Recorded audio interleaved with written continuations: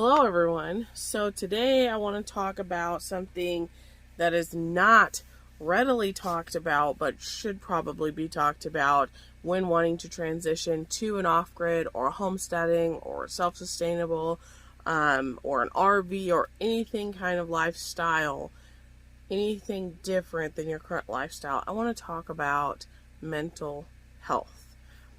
It plays a huge factor, a ginormous role in everything that you do. In this video, I would like to just specifically kind of focus on myself as well as Braxton and things we struggle with and how we can make that work. It'll probably also help you understand a little bit more of why, A, what we're doing, and B, why we do things the way that we do things. And I hope this does help people because it's not something that you just tell your neighbor, hey, I have depression. You just don't do that, and everybody, it tries to tippy-toe on the conversation, and so I just want to take it head on. I saw another YouTuber, she did a video, it's Lazy C Homestead. Absolutely love her channel, and I would highly recommend, if you have a moment, to go over there, and subscribe to her. She does so many great things, and her channel is always positive and uplifting and fun and whatever she can do. But then recently she had a video and she put it up, and it was on the struggles that she was having with her mental health and why she had to take a brain break from YouTube for a couple of weeks. And I commented on that video and I said, I think that we should make these videos because no one's talking about it and it should be talked about. There's no way it's just me or just her dealing with this, and I think it's a huge thing that you need to understand before you jump into this lifestyle. So let me elaborate. Let's start with chores. You ever watch people on YouTube and they're up at the crack of dawn and they're taking care of all the animals, and you just say to yourself, you just don't know. You just don't know. Can you get up at 5, 6 in the morning to do that? Mentally, can you guarantee that you can do that and be up and be there every day for those animals 7 days a week, 365? You gotta ask yourself these things. If you can't, probably gotta reevaluate the way that you will do your homestead. As in regards to paring animals down or taking on things such as gardening that, has a little bit more time flexibility. Something like that. I would like to point out that we do get up early. I actually struggle with sleeping, period. So I sleep really short periods of time over the course of time instead of just getting a good solid night's rest. Braxton, the things that he struggles with would be ADHD and anxiety. His anxiety it stems from chaos. He kind of leans to me to be able to have that plan, that course of action, that idea, because it's just too messy up here and he cannot comprehend doing A, B, C, D, E, F. It's too much. It's overload, total overload. So typically I am the one who knows, what we're going to do, what our schedule is, and I'm managing that part, and we can work together. He's a list person, you give him a list so he can work off his list and he can go. That's okay. It's okay if you need to, train your animals to be at 9 a.m. instead of 5. It's okay if you're 20 minutes, early or 15 minutes late, but it needs to be pretty consistent. You can't beat yourself up when you work late and then put yourself into a downward spiral. It's going to be okay. Take precautions. We do. For example, we have pools out everywhere. The dogs have a pool as well as a water bowl. The birds, they all have pools. They all have waters. This allows them to have water, especially through the heat wave, consistently. We didn't need to put that added pressure on ourselves of, oh my gosh, 10 minutes and they don't have any water and what are they going to do? We didn't even have to do it. We set them up. We got it taken care of right away. I always prepped the day before for the next day. You know, we would have cold or frozen cucumbers ready to go out to birds. Same with watermelon. Just try to be proactive. Work with yourself. The next thing that I kind of want to go over would be structures. Everybody's structures are gonna look different. Braxton gets extreme anxiety watching people on YouTube, and they've got more money, so they've got kits, or they've got these things that came, and they're really, really nice, or they're carpenters, and they're building all these crazy structures. And I told him, I said, there's also the people on YouTube that do repurpose, reuse, recycle, just like we're doing, just like we did with our natural log building, and it's okay. Because he was worried, he says he didn't want to, he didn't want to show everybody, when our stuff was different. Now, yes, our chicken coop, the main coop, is a prefab. It is a shed, and it was a repo, and so, that's fine. However, the chicken tractor that we have, has no wheels. In the duck house and the runs and the garden beds and the greenhouse and all those things, we did all those things. The inside of our house, we've been doing the work, and other than when my parents were down here, they were down here for a day or two when it was totally empty, helping us insulate and pop this bathroom wall up. We've done it all, and we're very proud of that. And I told him, I said, letting your anxiety control, I can't show this, or I can't do this because it's not the way. Do your way. Do what makes you happy. Be proud of the job that you have done. He was very proud of his duck house. And is it the same as everybody else's duck house? No. But it works. And our ducks use it every single day. We have used it to brood the end of our youngest ducks. And everybody's doing great. No problems. And he's going to build something similar. But through that, he learned. He's not a carpenter. And he didn't know certain things, and we do things different, and it's DIY, and we're all learning skills, and that's okay. It's fine. So letting anxiety creep up in there and about other people's projects and other people's time and other people's money is just going to drive you mad. The next thing I want to touch on is there's no right or wrong way to raise your animals. There's some people that'll tell you never to interact with your LGDs. There's some livestock guardian dogs. There's some people that tell you to bring them in the house. There's some people, when they're puppies, there's some people who say chickens and turkeys can't be together because of blackhead, and there's some people that raise them together. There's some people, that have huge, rolling ponds for their ducks. And then there's some people who just do it in a pool, or some people who just have big water tubs. It's okay. Do what works for you. I cannot stress this enough. You will get depressed and really struggle with your depression, and I know that for a fact because I have depression, and it is very stressful when you get caught up in what other people are doing. Don't let people tell you to slow down if they think you're going too fast, and don't let them tell you to speed up if they think you're going too slow. They don't know what goes on behind your closed door, your background, your skill set, your financial abilities, and your mental capabilities. They don't know, and it's not their business. So just worry about you. I will say that we don't feature my son typically on our YouTube channel. That's just a simple thing, for YouTube. There's a lot of things when you start getting kids in the mix, and some people do.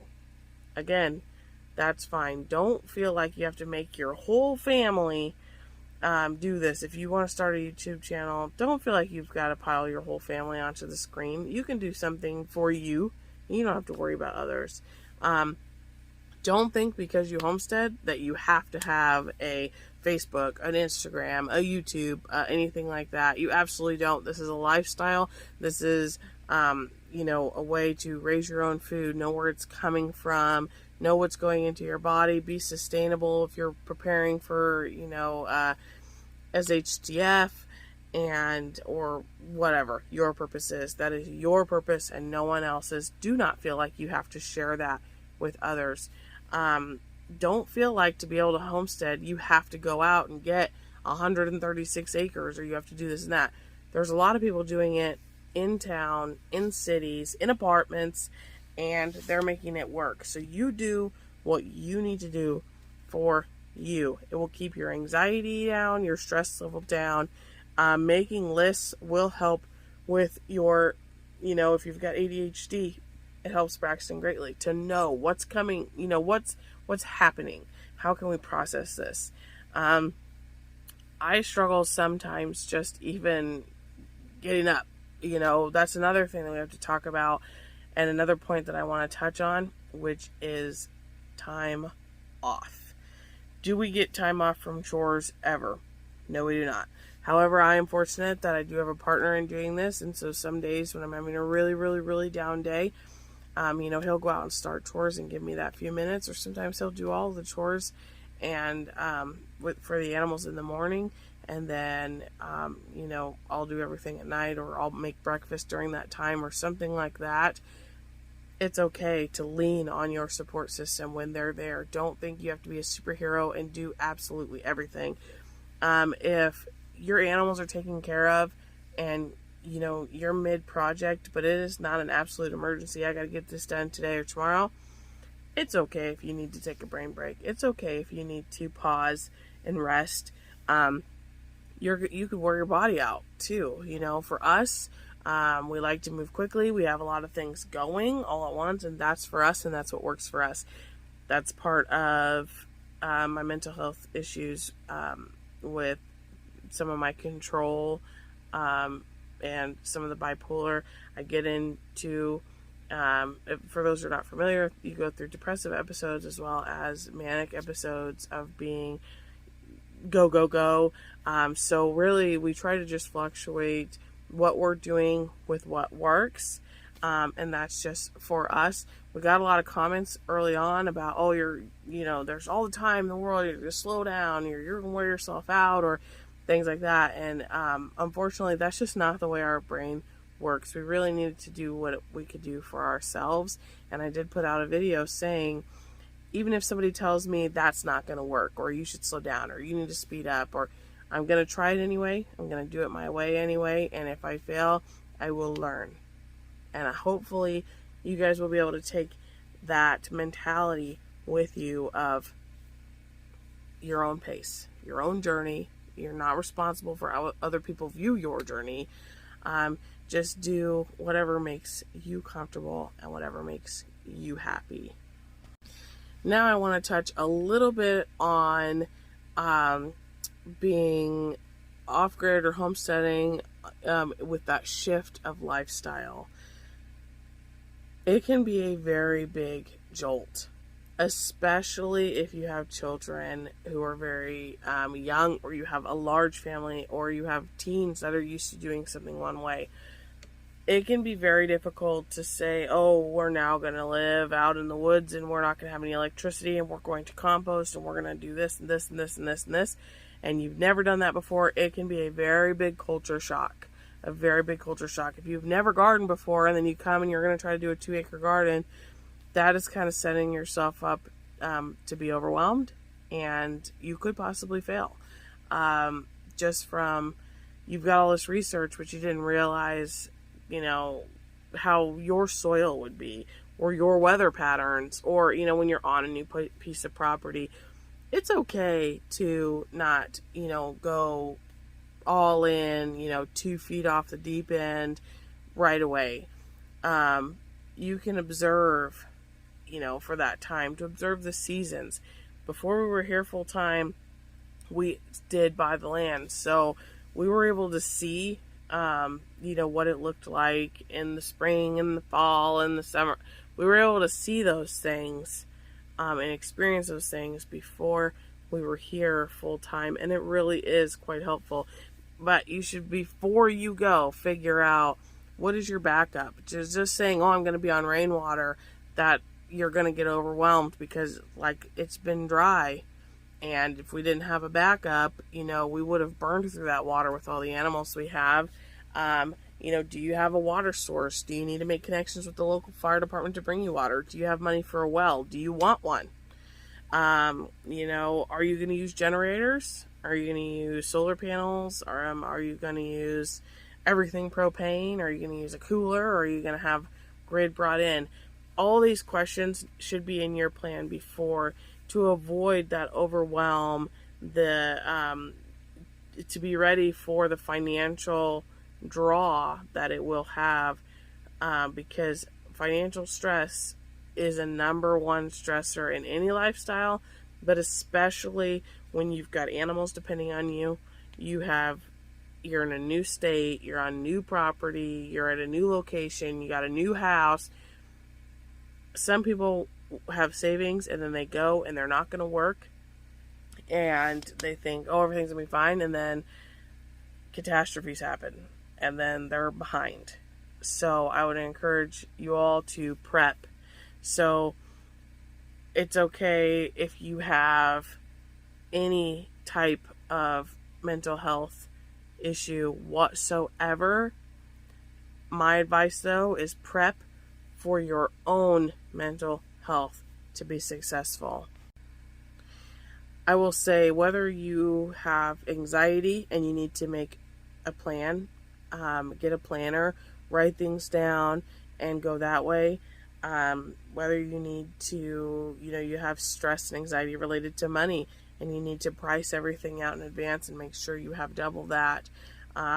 Whether, you know that you have depression, and so that you need to go out and buy, bigger feeders and bigger waterers and have a partner, and you need to have all these things so that you're ready. That's what you need to do.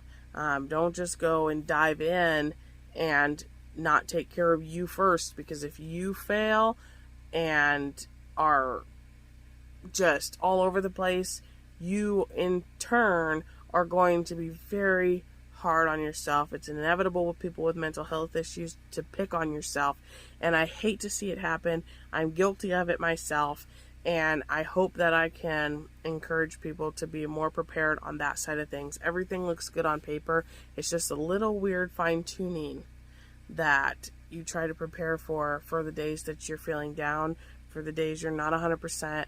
And I will say that's the things that get overlooked often. You have this plan, you're like, okay, cool, bet, I'm going, everything's fine, and then you get there and you're like, well, 3 years ago when I priced out this solar, it was only $1,000 and now it's $6,000, and then you don't have anything. Now you're stressed. Now you don't have enough money. Now you're thinking, okay, I gotta go get a job. I can't actually be on my savings. And then you're like, oh, there isn't any jobs. And then, I'm too far out to get a job, or we only have one car, and this thing starts to pile, and it can get downhill. So I would suggest, if you have any of those issues at all, plan, and plan again.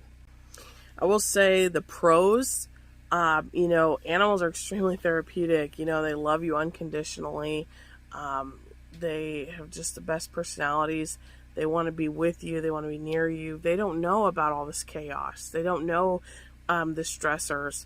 And with them, you can just be. It's beautiful. Being in a homestead that you think is beautiful really will just boost your mood. It has done wonders for me to be out, to be with the trees and the birds and the animals, and just to hear the birds singing, and you see a chipmunk, and it just is really fantastic. We've got a great relationship with our neighbors, and it's been amazing for us personally. We needed to get out of the rat race, even though, yes, we had a garden, yes, we were preserving food, yes, we had a business, we were doing all these things, but it was still extremely stressful. And it was a little bit of brain overload, honestly, and it was really wearing on me mentally. I was extremely stressed out constantly, heartburn constantly. We were go, go, go 1,000 miles an hour, and we had to slow down. We had to do this for us, and together, as a team, we are overcoming obstacles. And so you might see us start a million projects, but we will get them done, and we would love to have everyone with us on that journey. And I hope that you will take some of these things into consideration, and I hope that everything goes wonderful. And I'll probably do more videos now moving forward, all the different things that come along with when we're having struggles, regardless of what that is for. Thanks for watching.